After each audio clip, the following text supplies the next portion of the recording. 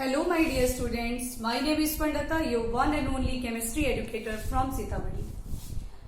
हम लोगों ने कॉलिगेटिव प्रॉपर्टीज में जो डिप्रेशन इन फ्रीजिंग पॉइंट पढ़ा था उसमें मेरी वीडियो में थोड़ा सा ग्राफ का एक्सप्लेनेशन जो है ना वो पॉज हो गया था, वो कट गया था, तो इसलिए ये video specially for the graph explanation के लिए ही है।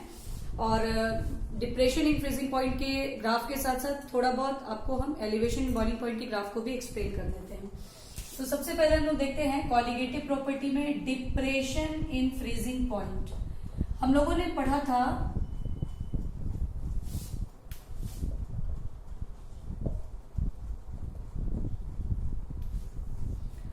freezing point is the temperature at which the vapor pressure of the solid and the liquid phase of the component are same।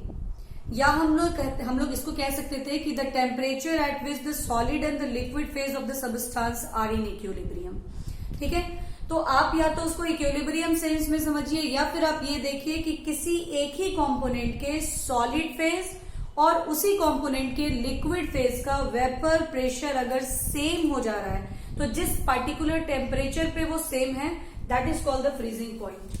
तो देखिए ग्राफ को हम लोग बहुत आसानी से समझ सकते हैं। इसमें हम लोग एक्स एक्सिस पे टेम्परेचर लेते हैं एंड वाई एक्सिस पे वेपर प्रेशर को लेते हैं, ठीक है।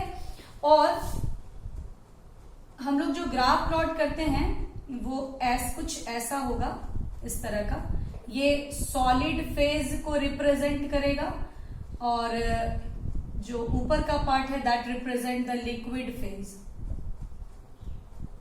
ठीक है। ये जो है ये सॉल्वेंट के लिए प्लॉट है,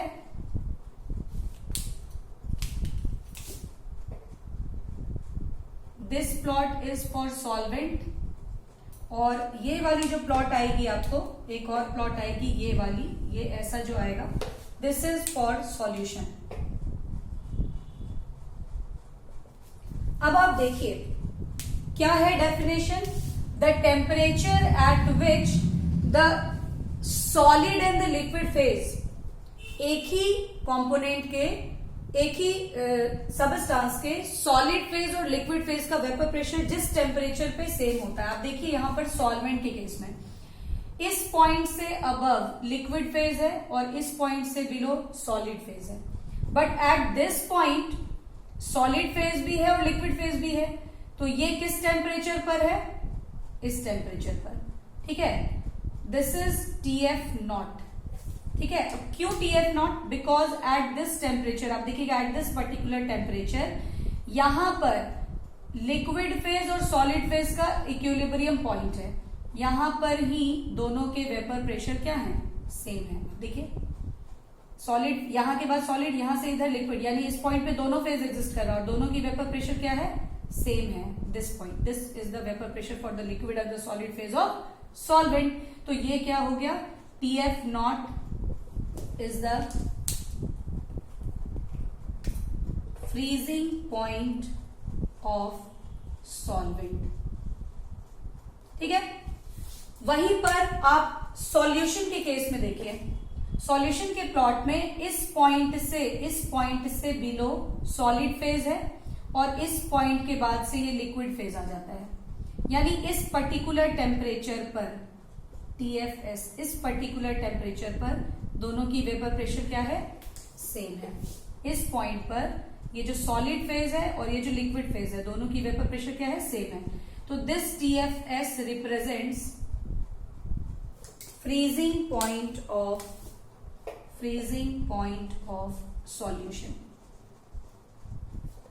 now it is very clear कि सॉल्वेंट को इतना टेम्परेचर, यहां से यहां इतना टेम्परेचर चाहिए टू फ्रीज, लेकिन सॉल्यूशन जो है इतने ही, यहां से यहां तक के टेम्परेचर पे ही, इतने ही टेम्परेचर में फ्रीज कर जा रहा है। इट मीन्स कि वी फाइंड कि TF naught is greater than TFS और यू मे से TFS यानी freezing point of solution is less than TF naught, freezing point of pure solvent. So there is depression in the freezing point. तो delta TF हमारा क्या हो जाएगा, it become TF naught minus TFS, ठीक है ना। Just इसी तरीके से हम लोगों ने यहां पर एलिवेशन इन बॉइलिंग पॉइंट की ग्राफ को कर लिया था एक बार फिर से उस ग्राफ को भी देख लेते हैं हम लोग, क्योंकि ये दोनों ग्राफ ही आपके हैं इस चैप्टर में। उसमें हम लोगों ने सेम टेम्परेचर को लिया था इस प्लॉट पे एक्स एक्सिस पे, और वाई पे हम लोगों ने वेपर प्रेशर को ही लिया था।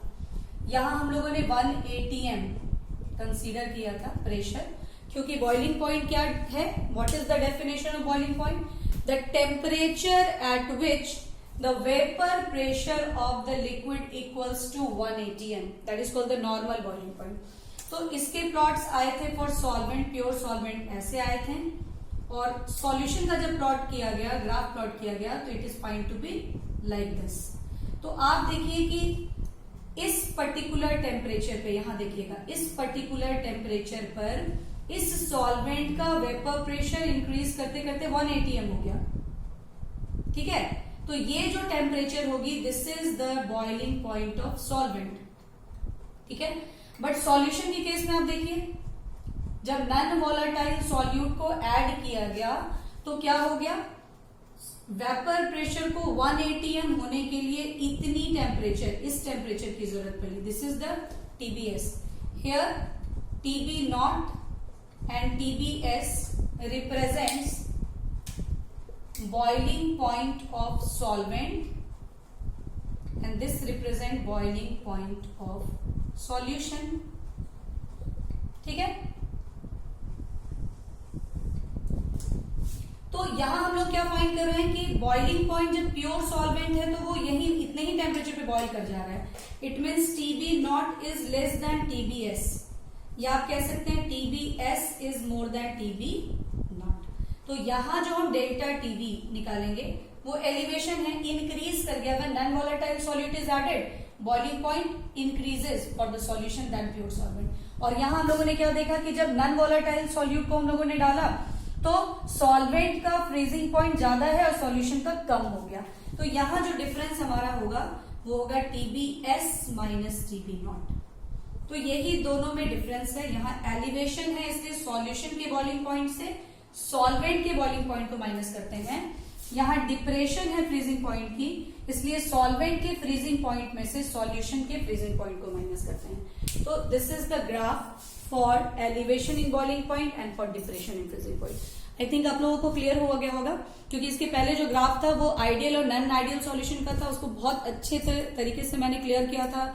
हमारा जो वीडियो था आइडियल एंड अनआइडियल सॉल्यूशन का, Raoult's ideal and ideal solution, बहुत अच्छे तरीके से दोनों प्लॉट्स को एक्सप्लेन किया गया था।